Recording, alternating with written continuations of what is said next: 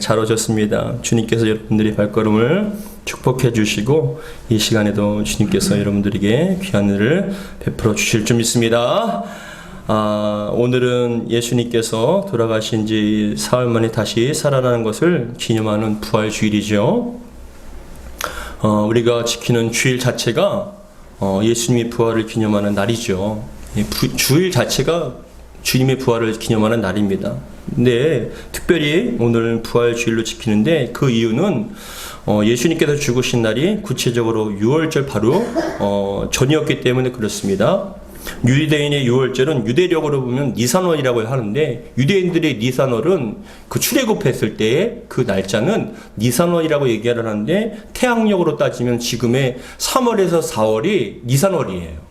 그러니까는 우리가 부활절을 지키는 것은 6월절이 한 3월이나 4월 정도에 그것이 자꾸 계속적으로 6월절을 지키기 때문에 이러한 부활절도 작년에는 그래서 4월 4일 날 부활절을 지켰어요. 올해는 4월 17일이지만 그 정도 우리가 매년마다 좀 달라지는 것처럼 이 부활주일도 4월 초에 왔다 갔다 하는 그런 것을 우리는 알아야 합니다.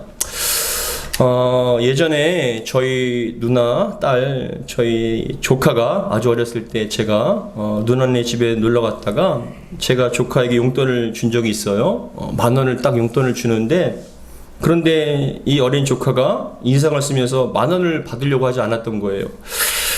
그래서 저는 더 줘? 라고 물어보니까는 그 어린 조카가 아니랍니다.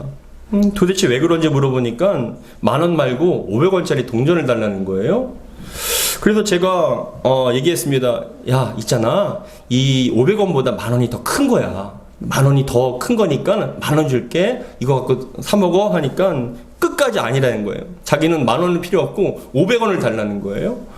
제 입장에서는 500원 주면 고맙지만 그래도 10,000원을 주려고 하는데 끝까지 500원을 달라 해서 막 인상을 쓰면서 500원을 달라는 거예요. 그래서 제가 500원을 주니까 너무나 밝게 웃으면서 고맙습니다 삼촌하고 인사를 하더라고요. 알고 보니 조카가 그 당시에 가장 큰 돈이 500원으로 인식한 거예요. 500원이 있으면 자기가 먹고 싶은 과자라든지 자기가 사고 싶은 것을 살 수 있기 때문에 500원이 가장 큰 가치이고 가장 큰 돈이라는 인식이 있기 때문에 다른 것 말고 500원을 달라는 겁니다. 여러분 500원이 큰가요? 10,000원이 큰가요? 당연히 여러분 10,000원이 크죠. 근데 여러분 돈에 대한 가치를 모르면 그럴 수 있다라는 거예요. 그런데 여러분들은 예수님의 부활을 믿으십니까? 여러분들도 부활의 몸을 입을 것을 믿으십니까? 근데 성도의 부활이야말로 신앙의 가장 아름다운 꽃이고 하나님께서 성도에게 주시는 가장 큰 축복의 선물이에요. 가장 큰 선물이 부활의 선물이에요. 그런데 우리가 신앙생활하면서 성도들의 어떤 인식 가운데 부활이라는 게 그렇게 큰 선물이고 우리가 소망하면서 그 기뻐할 그런 이유가 아닌 것처럼 그 부활에 대한 가치를 때로는 모르고 살 때가 많다는 거예요. 신앙생활 하면서도 당장의 눈앞에 가지고 누리는 것이 더 큰 것처럼 보여지지만 사실은 우리에게 있어서 가장 큰 선물은 가장 큰 가치는 바로 부활의 영광이에요. 바라기는 오늘 말씀을 통하여 이 부활이 얼마만큼 크고 영화로운 것인 걸 다시 한번 깊이 깨달음을 통하여 여러분들이 부활의 소망과 부활의 영광을 바라보면서 신앙생활하는 저와 여러분 되기를 주의 이름으로 축복합니다. 먼저 부활이 구체적이 무엇이고 또한 부활이 왜 중요한지를 살펴보도록 하겠습니다. 신앙생활을 할 때 신앙의 가장 중요한 두 축이 있습니다. 두 기둥이 있는데 그것은 바로 예수님의 죽으심과 부활이에요. 이 두 큰 축으로 말미암아 우리의 신앙과 믿음이 세워져 나갑니다. 만약에 이 두 축 가운데 하나라도 좀 연약해지고 무너지면은 그 신앙은 건강할 수가 없어요. 우리 신앙생활을 하는데 가장 건강하고 온전하게 신앙생활하기 위한 이 두 축이 바로 예수님의 죽으심과 부활하심입니다. 예수님의 죽으심을 믿지 않으면 우리가 죄를 사함받을 수 없어요. 우리의 죄는 예수님께서 십자가에 피 흘리신 그 피로 말미암아 보혈로 말미암아 우리 모든 죄가 다 사함받게 되는 거예요. 죽으시지 않으면 피를 흘릴 수가 없는 거예요. 피는 곧 생명이기 때문에. 근데 에베소서 1장 7절에도 우리 같이 한번 읽어보겠습니다. 에베소서 1장 7절입니다. 같이 읽겠습니다. 시작. 우리는 그리스도 안에서 그의 은혜의 풍성함을 따라 그의 피로 말미암아 속량 곧 죄의 사함을 받았느니라. 그 피로 말미암아 우리가 죄의 사함, 속량을 받았다라는 거예요. 그렇기 때문에 예수님의 그 십자가의 죽으심, 그 보혈이 우리에게 굉장히 큰 의미가 되는 것이죠. 왜냐? 그 보혈이 아니면 우리는 죄의 사함을 받을 수가 없기 때문에, 여전히 죄인이기 때문에. 그리고 다른 중요한 증이 바로 부활입니다. 사복음서에는 예수님의 죽으심과 부활이 다 담겨 있어요. 마태, 마가, 누가, 요한복음은 각각의 다른 자료들이 있고 다른 에피소드가 있지만 공통적으로 다 나타나는 거로 바로 예수님의 죽으심과 부활이에요. 그만큼 중요하기 때문에 그렇습니다. 사도들도 사도행전 전체를 통해서 계속해서 예수님의 부활을 증거하고 있습니다. 초대 기독교의 복음 전파의 가장 핵심도 예수님의 부활이시에요. 예수님께서 재림하실 때 우리는 부활의 영광의 몸을 얻게 될 것이라는 그런 부활에 대한 것을 가장 전파하는 게 바로 초대교회의 복음의 핵심이었습니다. 근데 사도들과 그 당시의 복음 전파자들이 예수님의 부활하심을 확신하고 선포하는데, 그런데 초대교회에도 부활에 대한 좀 자꾸만 이상한 그런 기류들이 교회 안에 자꾸만 들어오게 되었습니다. 예수님을 믿는다면서도 부활에 대하여 부정적으로 생각할 뿐만이 아니라 부활이 없다라고 얘기하는 교회들조차도 있었어요. 성도들조차도. 가리키는데도 부활이 없다라고 얘기할 뿐만이 아니라 어떻게 또 교묘하게 얘기를 했냐면은 예수님의 육신의 부활이 아니라 우리의 마음의 사랑의 예수님, 그 은혜의 예수님을 우리 마음에 간직하게 되면 우리 마음에 부활한 것이라고 그럴듯하게 얘기하는 거예요. 뭔가 좀 그럴듯하고 지적인 것처럼 보이지만 사실은 아니요. 예수님의 부활은 육신의 부활이에요. 육신으로 죽었고 육신으로 부활하신 거예요. 근데 그게 왜 중요한지를 제가 말씀을 드리겠습니다. 근데 여러분, 그래서 사도 바울은 교회 가운데, 초대교회 가운데 사단마귀는 집요하게 예수님의 부활에 대해서 오해를 하도록, 부인하도록 만드는데 고린도 교회에도 그런 혼란한 일들이 일어난 거예요. 그래서 오늘 본문에 보시면, 앞에 보시면 사도 바울이 뭐라고 얘기하냐면은 12절에 보시면 고린도전서 15장 12절 같이 읽겠습니다. 시작. 그리스도께서 죽은 자 가운데서 다시 살아나셨다 전파되었거늘 너희 중에 뭐라요? 어떤 사람들은 어찌하여 죽은 자 가운데서 부활이 없다 하느냐. 13절. 만일 죽은 자의 부활이 없으면 그리스도도 다시 살아나지 못하셨느니라. 그런데 14절 오늘 본문 같이 연속해서 읽겠습니다. 시작. 그리스도께서 만일 다시 살아나지 못하셨으면 우리가 전파하는 것도 헛것이요 또 너희 믿음도 헛것이, 뿌리채 무너지는 거예요. 부활이 없다라고 생각하면. 근데 15절에 우리 같이 읽겠습니다. 15절 시작. 또 우리가 하나님의 거짓 증언으로 발견되리니 우리가 하나님이 그리스도를 다시 살리셨다고 증언하였느니라. 만일 죽은 자가 다시 살아나는 일이 없으면 하나님이 그리스도를 다시 살리지 아니하셨으리라. 16절. 만일 죽은 자가 다시 살아나는 일이 없으면 그리스도도 다시 살아나신 일이 없었을 터이요. 17절. 그리스도께서 다시 살아나신 일이 없으면 너희 믿음도 헛되고 너희가 여전히 뭐라고요? 죄 가운데 있을 것이요. 18절. 또한 그리스도 안에서 잠자는 자도 망하였으리니. 그리스도 안에서 잠잔다는 건 뭐냐? 예수 믿다 죽은 거예요. 그 당시에는 초대교회는 워낙 예수님에 대한 핍박과 환란이 많았기 때문에 끝까지 순교한 자들, 예수 믿다 죽은 자들, 그런 사람들도 다 망하는 것이 된다는 거예요. 왜냐하면 19절이 다음과 같이 얘기합니다. 사도 바울이 19절 같이 읽겠습니다. 시작. 만일 그리스도 안에서 우리가 바라는 것이 다만 이 세상의 삶뿐이면 모든 사람 가운데 우리가 더욱 불쌍한 자이리라 라고 얘기합니다. 이게 뭐냐? 가지고 누리는 것을 따지면 여러분 예수 안 믿어도 충분히 잘 살 수 있잖아요. 근데 우리가 왜 예수 믿는 것 때문에 핍박을 당하고 왜 어려워한다는 거예요? 왜 그렇게 많은 고통과 죽음까지도 불사하고 우리 왜 예수를 믿어야 됩니까? 죽음으로 끝나는 것이 아니라 이 땅의 삶으로 끝나는 것이 아니라 우리에겐 영원한 세계가 있기 때문에 그래요. 영원히 사라지지 않는 끝이 없는 영원한 세계에서 어떠한 삶을 사느냐, 이 땅에서의 신앙과 믿음, 예수님 믿고 따라가는 어떠한 신앙과 믿음으로 살아가느냐에 따라서 우리의 영혼이 결정되기 때문에 사도 바울은 부활이 있고 더 나아가서 이 땅에 우리가 이 땅에 사는 것만 것이 아니라 우리에게 영원한 생명과 부활이 있다는 것, 그런 삶이 있다는 것을 강조하는 것입니다. 여러분, 그런데 저는 말씀을 준비하다가 문득 이런 생각이 들었어요. 이런 무슨 생각이 들었냐면은 예수님의 부활과 다시 죽었다 다시 살아나는 사람들의 차이점이 무엇일까라는 생각을 해봤어요. 제가 성경을 보니까 구약에도 이미 죽었다 살아난 사람들이 있잖아요. 그렇죠? 엘리야와 엘리사가 많은 사람들을 살렸어요. 엘리야는 열왕기상 17장에서는 사르밧 과부의 아들을 살렸고, 그리고 열왕기하 4장에서는 늦은 나이에 임신했던 수넴 여인의 아들이 어느 날 머리가 아파하다가 엄마 무릎에서 죽었어요. 근데 엘리사가 가서 살려줍니다. 신약에서도 여러분 많은 일들이 일어나요. 요한복음 11장에서는 마르다와 마리아의 오빠 나사로가 죽은 지 4일 만에 썩어서 냄새가 나는 진동이 되는 그런 상황 가운데 나사로를 예수님께서 살리셔요. 그뿐만이 아니라 신약을 읽어보시면 죽은 야이로의 딸을 살렸고 나인성의 과부의 아들을 살리셨고 삼천 다락방에서 말씀을 듣다가 죽은 유두고라는 청년을 살립니다.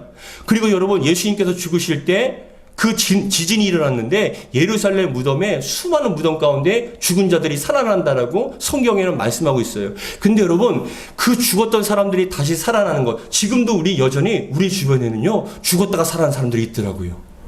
죽었다가 몇십 시간 만에 다시 살아난 사람들이 있어요. 간증을 합니다. 근데 그런 사람들에게 우리는 뭐라고 얘기하냐면 부활했다라고 얘기하지는 않아요. 그냥 살아났다고 얘기하지. 근데 부활의 개념, 목사님 죽었다 살아나는 게 부활인데, 근데 그거는 알겠는데 부활에 대한 개념은 예수님이 부활이시고 죽었다 살아나는 사람은 그냥 죽었다 살아난다라고 인식을 하는 거예요. 근데 여러분 예수님의 부활과 죽었다 살아나는 사람들의 차이가 무슨 차이일까요? 똑같이 죽었다 살아나는 거잖아요. 어떤 차이가 있을까요? 예수님의 부활과 죽었다 살아나는 것도 똑같은데, 근데 성경에서 나오는, 아니 우리 주변에도 죽었다 살아난 사람과의 차이점이 뭘까요? 큰 차이점이 있어요. 어떤 차이점이냐면은 부활하신 예수님은 다시 죽지 않으세요. 근데 죽었다 살아난 기적적인 은혜로 죽었다 살아난 사람들은 시간이 지나면 또 죽어요. 나이가 들어 죽던, 병들어 죽던, 사고로 죽던, 시간이 지나면 또 죽어요. 그래서 그 사람들 부활했다고 얘기하잖아요. 부활은 다시는 죽지 않는 거예요. 그것이 부활과 죽었다 살아난 사람들의 차이점입니다. 그런데 여러분 구약이나 신약에서, 아니 현대에도 죽었다 살아난 사람들이 참 많은데 예수님의 부활과 죽었다 살아난 차이가 바로 다시는 죽지 않는다는 큰 차이점이 있는데, 좀 더 구체적으로 여러분 예수님께서 부활하신 것이 어떤 의미이고 우리에게 어떤 능력인지를 우리가 알아야 되잖아요. 예수님께 부활하셨다고 해서 그냥 좋아하는 것뿐만이 아니라 그 부활이 우리에게 어떤 의미로 다가오는지를 알아야 됩니다. 근데 여러분 그것을 살펴보기 원합니다. 부활이라는 건 한자로 다시부 살활이거든요. 다시 살아난다는 게 부활이에요.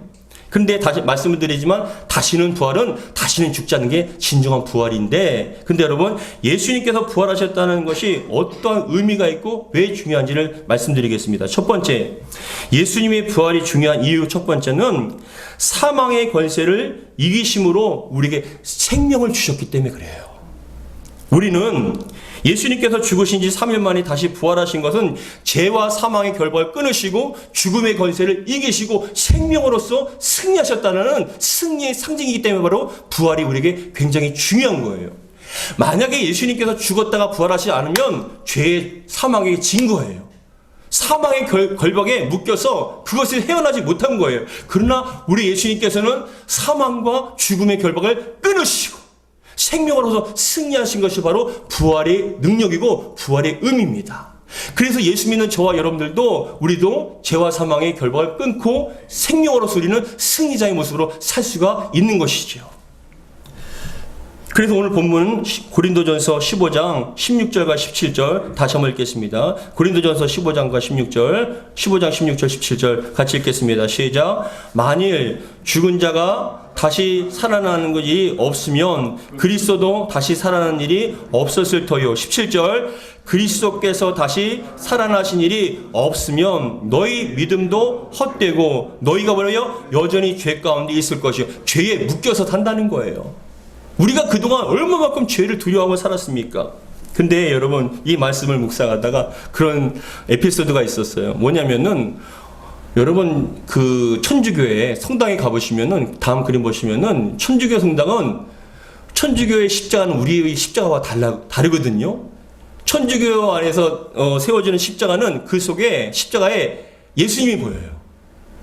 그 고난을 당하신 예수님이 있어요, 형상이. 그리고 가시면관을 쓰신 그 예수님이 보입니다. 그래서 성당 다음 그림 보시면 성당 안에도 들어가면은 큰 십자가가 있는데 그곳에서 예수님께서 고난을 당하신 걸 딱 있어요. 가시면관을 쓰고 아파하시는 모습. 그래서 그 성당에서 그 십자가를 보면은 고난의 주님 생각하면서 뭔가 경건해지고 뭔가 좀 거룩해지고 더 나가서 예수님의 고난을 갖다가 생각하게 돼서 마음이 좀 차분해지고 경건해지는 그런 은혜가 있어요. 근데 어떤 목사님께서 그런 설교 가운데 그런 얘기를 하시더라고요. 뭐라고 얘기하시냐면, 제가 그 얘기를 듣고 너무나 웃었는데, 제발 이제는 천주교에서는 그 십자가에서 예수님 좀 내려오게 하시면 안 되겠냐고. 이해가 되십니까? 그 십자가에서 예수님이 좀 내려오셔서, 우리 예수님은 부활하셨는데, 그 사망의 것을 이기셨는데, 언제까지 예수님을 고난의 십자가에 묶어둘 것이냐? 언제까지 그것에 놔둘 것이냐? 이제 좀 내려오셔서 이제 좀 부활의 주님으로 좀 놓아드렸으면 좋겠다라고 그렇게 얘기를 하시더라고요. 근데 저는 그 얘기를 들으면서 그렇구나라고 생각하면서 우리가 믿는 그 바라보는 십자가, 우리 기독교의 십자가는 예수님이 안 계시잖아요. 왜요? 부활하셨기 때문에, 승리하셨기 때문에 그런 거예요. 여러분, 부활의 주님을 믿으시길 주님 축복합니다. 죄와 사망의 권세를 깨뜨리시고 승리하신 주님께서 우리에게 생명을 주신 줄 믿으시기 바랍니다. 그렇기 때문에 예수님 부활이 우리에게 굉장히 중요한 것이에요. 두 번째, 왜 부활이 중요하냐? 예수님께서 부활하신 것은 중요한 의미는 예수님께서 부활의 첫 열매가 되시기 때문에 그럽니다. 첫 열매란 건 뭐냐? 처음으로 부활하신 거예요. 처음으로 부활하셨다는 걸 얘기하는 거예요. 첫 열매라는 것은. 근데 이게 왜 중요하냐면 그겁니다. 예수님을 믿고 따르는 우리에게도 부활의 열매를 주시는 것이기 때문에, 그것을 보여주시는 것 때문에 부활의 첫 열매가 되신 예수님이 굉장히 중요한 거예요. 예수님은 부활의 첫 열매인데, 여러분 봐보세요. 예수님을 따르던 무리와 제자들은 자신들이 눈앞에서 비참하게 피 흘려 돌아가신 예수님을 보고 모든 게 끝났다고 절망했어요. 실망하고 이제는 우리가 끝났다라고 생각했습니다. 그리고 그 죽으신 예수님, 그리고 그 십자가에서 달려서 죽으신 예수님, 더 나가서 무덤에 장사된 예수님 바라보면 이제 끝났다. 이제 우리가 누굴 따라가야 되나? 모든 게 끝났다라고 얘기하는데, 그렇게 낙심하고 절망하고 슬퍼하는 제자들 가운데 부활하신 예수님께서 그 가운데 딱 오신 거예요. 너무나 놀라웠고 도대체 이게 무슨 일인가 했을 때 믿지 못하니까는, 여러분, 예수님께서 누가복음에도 나오는데 예수님께서 자신의 못자국을 보여주십니다. 얘들아, 내가 바로 너희가 믿는 예수다. 그러면 창자국도 보여주십니다. 그러면서 뭐라고 얘기하시면, 내가 전에 십자가에 죽기 전에 너희들에게 말했던 부활이 바로 이것이다 라고 얘기하시는 거예요. 뭐냐? 죽음으로 끝나는 것이 아니라 다시 살아난다는 거예요. 여러분, 그것을 보고 제자들은 그때부터 예수님께서 말씀하셨던 것이 나는 부활이요 생명이라는 것이 바로 이거구나. 사람이 죽음으로 끝나는 것이 아니라 예수 믿는 자들에게 생명의 역사가 나타나서 우리도 이렇게 예수님과 같이 부활의 몸으로 우리는 다시 살아나는 것인 것을 깨닫게 되니까, 여러분, 그때부터 죽음이 두려우지 않은 거예요. 왜요? 다시 살아날 것이기 때문에. 예수님과 같이 부활의 몸을 얻을 것이기 때문에 죽음을 두려워하지 않고 예수님을 증거하게 된 것이에요. 사랑하는 성도 여러분, 예수님 믿고 따르는 저와 여러분들에게도 부활의 영광의 몸이 우리에게도 임하게 될 줄 믿으시기 바랍니다. 그렇기 때문에 예수님의 부활이 너무나 중요한 거예요. 왜요? 부활의 영광의 몸을 마치 하나의 그런 그 케이스와 같이 자신의 몸을 보여줌을 통하여 우리 제자들에게, 또한 예수 믿는 저와 여러분들에게 우리 부활의 소망을 주시기 때문에 부활이 중요한 것입니다. 여러분, 그런데 부활에도 종류가 있고 영광이 다릅니다. 부활에도 똑같은 부활이 아니라고 성경에서 얘기합니다. 어떤 것이냐? 부활에는 생명의 부활이 있고 심판의 부활이 있어요. 우리 요한복음 5장 29절 같이 읽겠습니다. 시작. 선한 일을 행한 자는 생명의 부활로, 악한 일을 행한 자는 심판의 부활로 나오리라. 부활이라고 해서 똑같은 것이 아니라 선한 일을 행한 사람은 생명의 부활로, 그리고 악한 일을 행한 사람은 심판의 부활인 건 뭐냐면 예수 믿고 따르는 것이 바로 선한 일이라는 거예요. 의인은 믿음으로 말미암아 사는데 저와 여러분들은 지금도 예수 믿고 살아가지 않습니까? 우리는 생명의 부활로 우리는 부활하게 된다는 거예요. 근데 예수님 믿지 않는 자들, 예수님을 대적하고 예수님을 부인하는 자들은 어떻게 해요? 심판의 부활로 부활할 것이다. 이게 무슨 말이냐? 죽지는 않지만 불의 지옥에서 육신이 여러분 뜨거운 불에 대거나 날카로운 칼에 찢어지면은 그 고통이 그대로 느껴지잖아요. 아프잖아요. 심판의 부활이라는 건 뭐냐? 그 부활의 몸을 입고 다시는 죽지 않지만 그 부활의 몸을 가지고 불의 지옥에서 불의 심판을, 고통을, 죽음의 고통을 그대로 당하기 때문에 심판의 부활이라고 얘기하고 있는 거예요. 여러분, 반드시 이 세상의 모든 사람들은 다 부활합니다.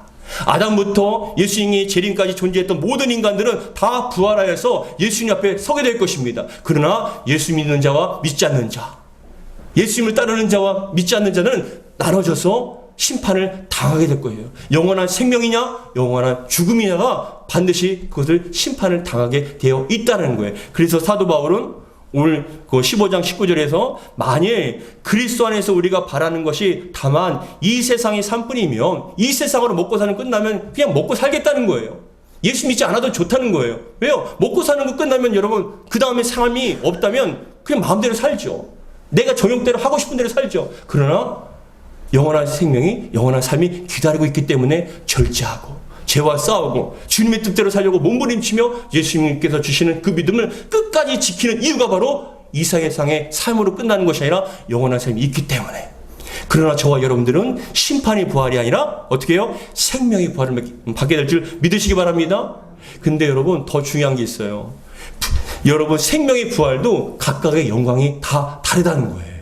우리 고린도전서 15장 40절로부터 41절 같이 읽겠습니다. 시작. 하늘에 속한 형체도 있고 땅에 속한 형체도 있으나 하늘에 속한 것에 영광이 따로 있고 땅에 속한 것에 영광이 따로 있으니 한 해의 영광이 다르고 달의 영광이 다르며 별의 영광도 다른데 별과 별의 영광이 다르도다 라고 얘기합니다.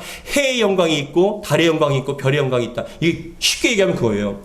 예수님의 옆에서 강도가 뭐라고 얘기했습니까? 주여, 주님께서 가실 때 주님의 나라에 갈 때 저를 좀 기억해달라고 얘기합니다. 그러니까 예수님께서 뭐라고 말씀하시냐면 네가 오늘 나와 함께 낙원에 있으리라 라고 얘기합니다. 그 영혼 구원받았죠? 구원받았죠? 부활하게 될 것입니다. 근데 여러분 생각해 보세요. 그 강도가 주를 위해서 헌신한 게 있습니까? 희생한 게 있나요? 어려운 환경 속에서 끝까지 신앙과 믿음을 지키기 위해서 고난과 핍박을 당해봤습니까? 없잖아요. 영광이 없는 거예요. 그러나 지금 여러분들은 어려운 환경 속에서도 불신앙의 그런 어려운 환경 속에서도 끝까지 신앙과 믿음을 지키기 위해서 몸부림치며 희생하고 섬기며 여러분 세상 사람들 다 주일날 일요일날 다 놀러 다니는데 여러분이 힘들어도 여러분 원근각지에서 모이셔서 그럼에도 불구하고 예배드리시잖아요. 헌신하시잖아요. 섬기시잖아요. 주님께서 다 영광 받으신다는 거예요. 여러분 잘 봐보세요. 부활하신 예수님께서 영광의 몸으로 완전히 새롭게 변화되셨습니다. 근데 없어지지 않은 게 있어요. 여전히 똑같은 게 뭐냐? 못자국은 바뀌지 않아요. 창자국은 사라지지 않아요. 뭐냐? 그 주를 위해서 당한 흔적과 고난은 하늘의 영광이 있기 때문에 그래요. 그래서 사도 바울은 뭐라고 고백하냐? 내가 내 삶 가운데 내 몸에 예수의 흔적을 채운다. 예수 때문에 여러분 사도 바울은 두들겨 맞았어요. 배고팠어요. 온몸에 병이 있었어요. 그럼에도 불구하고 여러분 어느 곳에서는 사도 바울이 매를 맞아갖고 돌로 맞아갖고 피투성이가 돼서 기절했어요. 온몸에 피가 줄줄줄 흘렀어요. 죽었다고 여러분 기뻐하며 돌아갔는데 몇 시간 후에 기절했던 사도 바울이 깨어나서 온몸에 피투성이가 된 상태에서 다시 성에 들어가서 복음을 증거한 거예요. 사람들한테 두들겨 맞고 매 맞고 어려웠습니다. 근데 왜요? 주님께서 갚아주실 것이기 때문에. 주님께서 정말 주시는 그 영광을 바라보면서 자신의 삶 가운데 인생 가운데 예수 때문에 당한 고난과 어려움들은 하나의 영광이라는 걸 알기 때문에 그것을 마다하지 않고 다 당한 것이에요. 여러분 그렇기 때문에 히브리서 11장 35절에는 너무나 귀한 말씀을 하고 있습니다. 같이 읽겠습니다. 히브리서 11장 35절 시작. 여자들은 자기의 죽음은 자들을 부활로 받아들이기도 하며 또 어떤 이들은 더 좋은 부활을 얻고자 하여 심한 고문을 받되 굳자히 풀려나기를 원하지 아니하였으며 초대교회 때 순교 사활을 보면 수많은 사람들이 살아있는 채 그 며칠 동안 군기 사자들을 원형극장에서 묶어둡니다. 그리스도인들을 묶어둬요. 근데 너가 예수가 안 믿는다라고 얘기해라.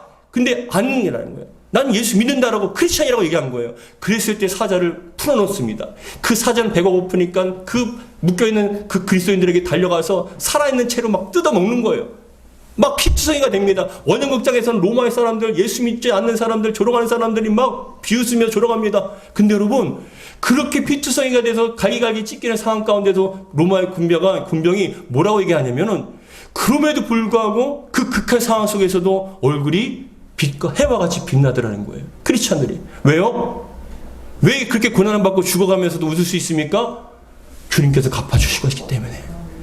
주님께서 가신 그 길을 나도 가기 때문에 그것이 나에게 영광이고 기쁨이라는 거예요. 그래서 그 모든 고난을 다 당하는 거예요. 여러분, 말씀과 같이 생명의 부활도 각각의 영광이 다 달라요. 해의 영광이 다르고 달의 영광이 다르고 별의 영광이 다르듯이 저는 여러분들이 해와 같은 큰 영광을 받아 누리기를 주의 이름으로 축복합니다. 주의를 위해서 헌신하고 내 죄악 때문에 내가 어떤 정욕에 싸우고 정말 이 악한 그런 환경 속에서도 끝까지 신앙과 믿음을 지키는데 핍박을 당하고 조롱을 당해도 주님 생각하면 이겨나는 거예요. 왜요? 더 큰 영광을 우리는 바라보기 때문에, 믿기 때문에. 여러분들이 그런 은혜가 있기를 주의 이름으로 축복합니다. 근데 여러분, 마지막으로 그렇다면 우리가 받게 될 부활의 몸은 어떤 몸일까요? 이것을 마지막으로 살펴보기 원합니다. 우리가 받게 될 부활의 몸은 어떤 몸일까요? 첫 번째, 우리가 받게 될 부활의 영광의 몸은 어떤 몸이냐? 다시는 죽지 않고 병들지 않고 썩지 않는 몸입니다. 우리 누가복음 20장 36절 같이 읽겠습니다. 시작. 그들은 다시 죽을 수도 없나니 이는 천사와 동등이요 부활의 자녀로서 하나님의 자녀임이라. 우리는 다시 죽지 않아요.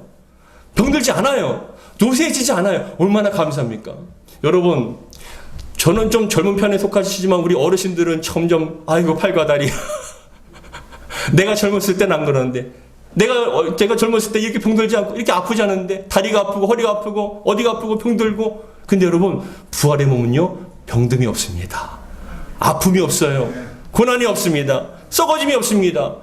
우리는 여러분 영원한 생명을 누리게 될 줄 믿으시기 바랍니다. 그래서 요한계시록 21장 4절에는 다음과 같이 얘기합니다. 같이 읽겠습니다. 시작. 모든 눈물을 그 눈에서 닦아주시니 다시는 사망이 없고 애통하는 것이나 곡하는 것이나 아픈 것이 다시 있지 아니하리니 처음 것들이 다 지나갔습니다. 지금 우린 처음 것을 다 겪고 있잖아요. 그러나 부활의 몸이 되면은 다시는 죽음도 없고 애통하는 것이나 고통하는 것이나 아픈 것이 없는 그런 영광의 몸으로, 그런 건강한 몸으로 우리는 영생을 누리게 된다는 것이죠. 두 번째, 우리 부활의 몸은 예수님과 같이 영광스러운 신령한 몸이 된다는 거예요. 우리 고린도전서 15장 44절 같이 읽겠습니다. 시작. 육의 몸으로 심고 신령한 몸으로 다시 살아나나니 육의 몸이 있은즉 또 영의 몸도 있느니라. 이게 무슨 말씀이냐면 그거예요. 지금 저와 여러분들은 아담이 흙으로 사람을 만들었습니다. 아담은 흙으로 만든 하나님의 형상으로 지음받은 존재이죠. 근데 여러분, 저와 여러분들도 흙으로 지음받은 이 땅에 속한 존재라는 거예요. 육의 존재입니다. 육의 몸이에요. 그런데 예수님께서 하늘로부터 나셔서 신령한 몸이시잖아요. 부활의 몸은 육의 몸이 아니라, 이 땅의 몸이 아니라 신령한 영광의 몸이라는 거예요. 예수님과 같이. 그래서 고린도전서 15장 49절에는 다음과 같이 얘기합니다. 같이 읽겠습니다. 시작.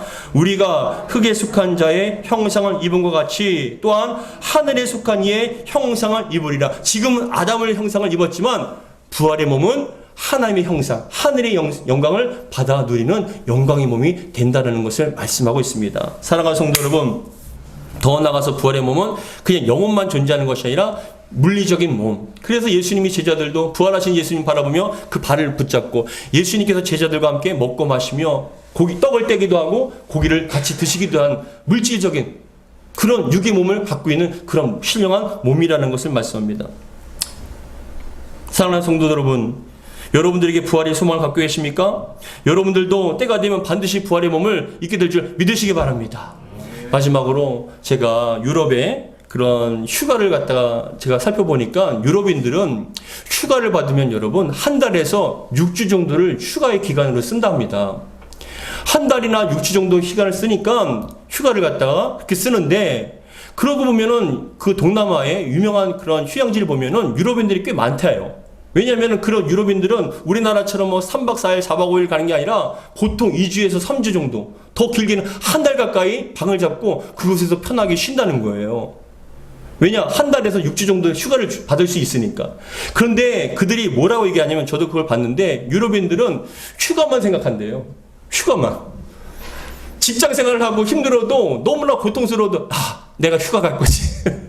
이제 휴가 가면 내가 편히 쉴 수 있지라는 그런 휴가를 생각해서 어떤 어려움도 힘든 것도 다 견디고 이겨낼 수 있다는 거예요. 심지어는 어떤 사람들은 벽에다가 자기가 가게 될 그런 다음 그림 봐보시면은 섬이 있습니다. 근데 섬에 대한 그 그림을 보고 사진을 보고 힘들 때마다 사진 보면 이제 곧 쉬게 될 거야. 이제 난 이제 편안히 이제 휴가를 지킬 수 있을 거라고 그렇게 즐거워하며 모든 어려움을 이겨낸다는 거예요. 그래서 그 휴가를 위해서 11달 동안 돈을 벌고 아끼고 그 휴가를 생각하면서 모든 걸 다 지낸다는 거예요. 저는 그것을 보면서 어떤 생각이 들었냐면, 여러분, 우리에겐 부활이 있지. 우리에겐 생명이 있지. 이 땅에서 힘들어도 어려워도 우리에겐 부활이 있어. 슬프고 절망스럽고 아프고 병들고 너무나 고통스러워도 그래도 우리에겐 천국이 있고 부활의 영광의 몸을 갖게 되지. 힘들 때마다 전 사실은 부활을 생각하며 견뎌냅니다. 이제 곧 받게 될 거야. 이제 곧 주님을 만나게 될 거야. 그 천국을 바라보고 소망하면서 부활의 영광을 생각하면서 주님께서 주시는 그 고난을 마다하지 않고 좁고 험한 길이지만 눈물로서 갑니다. 환경과 상황 속에서 막 절망스러운 환경, 어려운 환경 가지고 누리지 못해도 그런 모든 것을 이겨냅니다. 여러분, 그렇지 않습니까? 신앙생활하면서 이렇게 힘들게 꼭 신앙생활을 해야 되나? 이렇게 어려운데 좀 쉬고 싶은데 주일날 굳이 꼭 와서 예배를 드려야 되나? 내가 그렇게 기도를 많이 하고 열심히 간절히 간구했는데 내 삶이 나아지지 않는데 왜 그런가? 여러분, 그 모든 것들은 이 땅에서만 끝나는 게 아니라 영원한 천국이 있고 영원한 부활의 영광을 받게 되기 때문에 그 모든 것을 이겨나가기를 주의 이름으로 축복합니다. 이 땅에서 가지고 누리는 것을 끝나는 것이 아니라 더 큰, 더 가치 있고 더 영화로운 부활의 우리를 기다리고 있는 줄 믿으시기 바랍니다. 힘들 때마다 어려울 때마다 주님을 생각하시고 천국을 마음에 품으시고 부활의 영광을 바라보시면서 믿음으로 승리하는 저와 여러분 되기를 주의 이름으로 축복합니다. 기도하겠습니다. 아버지 하나님 감사드립니다. 눈물이 날 때가 있습니다. 포기하고 싶을 때가 있습니다. 신앙생활을 왜 안 하고 정말 그 회의적인 그런 마음이 들 때가 있습니다. 근데 너무나 감사하게도 그 슬픔과 아픔과 고통은 이 땅이 전부라는 것입니다. 예수 믿는 우리들에게는 다시는 눈물이 없고 고통이 없고 슬픔이 없고 병듦이 없고 아픔이 없는 영원한 천국에서 영생을 누리게 될 줄 믿습니다. 우리 주님과 같은 영화로운 몸으로 신령한 몸으로 주님과 함께 영원한 안식과 쉼을 누리게 될 줄 믿습니다. 그때까지 우리가 믿음으로 잘 이기게 하여 주시고 어떤 불신앙의 환경과 상황 속에서도 신앙과 믿음을 포기하지 않도록 붙잡아 주시옵소서. 우리 주 예수 그리스도로 기도하옵나이다. 아멘.